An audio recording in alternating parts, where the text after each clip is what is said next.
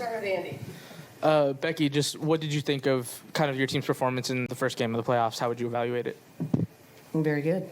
Defensively. Everybody was locked in, 1 through 5, all 5 people doing their jobs. Their guards are a handful, and I thought our guards played great. Great defense. Our bigs played great defense. It takes a whole team to kind of guard that trio.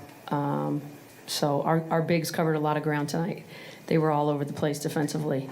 And that's the luxury of having 3 really defensive-minded people at the 3, with AC in there and Kia and Asia. So, yeah, I was pleased with the defense more than anything. I know getting that whole 40 minutes of defense has been kind of the goal for this team coming into the playoffs.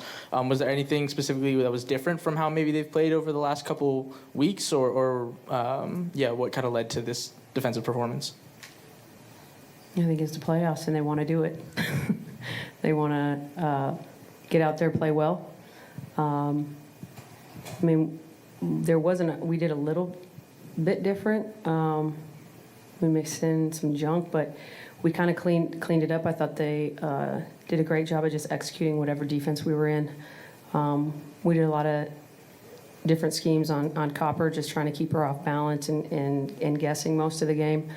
But yeah, I just thought everybody was really locked in defensively. That's really it. And the second and third effort defensively was there tonight. Sometimes I can be missing in, game 33. It was there tonight. So, Coach, to piggyback off of what you were mentioning about Clea Copper, you on TV mentioned the ABC defense. How do you guys think you did there tonight? Great. She's a lethal scorer. We know that. We have a ton of respect for her. That's why she draws that much attention. I know she sat out last game. I don't know how healthy she's feeling, but I can only speak for ourselves and my team that I thought we executed the game plan very well. Okay. You talked before about Chelsea being the head of the snake, and it just seems like when she gets her jump shot going, obviously distributing as well she does, it seems like that's when the balance scoring kind of takes over. It's been a while since she had 5 and double figures like that. Just when she gets it going, just how much of it does it kind of just envelop the rest of the group in that way? She's an electrifying player. I thought our offense was just okay tonight, to be honest. I think we have another level we can still get there, but she definitely teased things up in a way for us. I thought Jackie, distributing the ball tonight too, had 6 assists. KP gets some hockey assists sometimes. She breaks down the defense, but they get to the first rotation, they can't get the second rotation.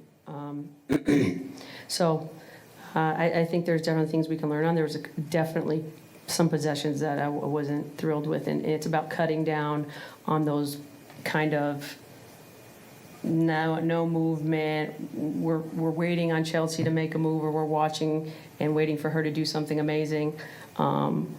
We can do that maybe in the fourth quarter, but through the bulk of the game, I want that thing popping.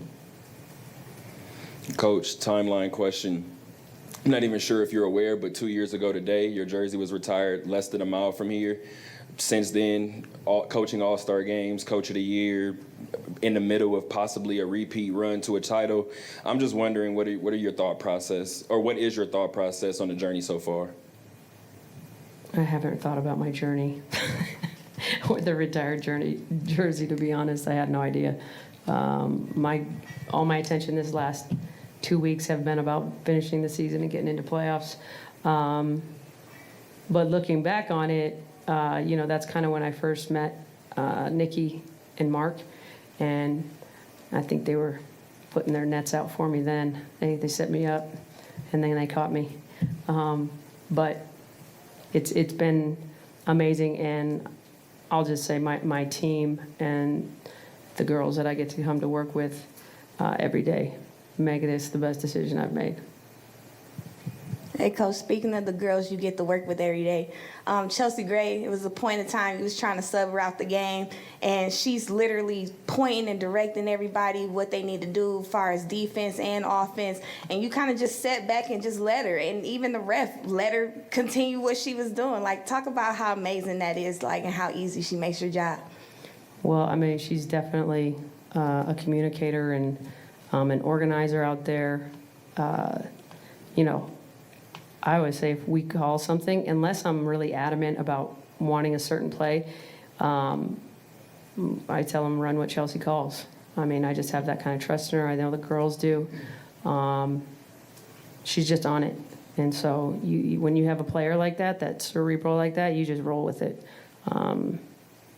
She gets it right, you know, most of the time. We've got time for one more question from Zoom. We'll go to Mike. Yeah, Coach Hammon, I think you guys had 19 transition points in the first half and then finished with 29, which I think ties your best this season. Obviously, your defense led to a lot of that, but can you kind of talk about how big that was to be able to score so well in transition and just kind of take control of the game? Well, I think it's nice to get some easy ones, and I've been saying to our team all year, we're different. We go to a different level when we play the defensive end of the floor. We just have too good of offensive players that if they get out in space, it's hard on the defense. Even if you are back, there's just so many weapons out there that can score on different levels. I mean, KP, Chelsea, and Jack, they're 3-level scorers. And so you get them out in transition with some space, you're going to have your hands full. But our defense is really what allows that to happen for us. And that's a team that hits the offensive glass pretty hard. So we felt like if we could secure the ball, we'll be able to get out and run. All right. Thank you very much. Yes. Thanks, Becky.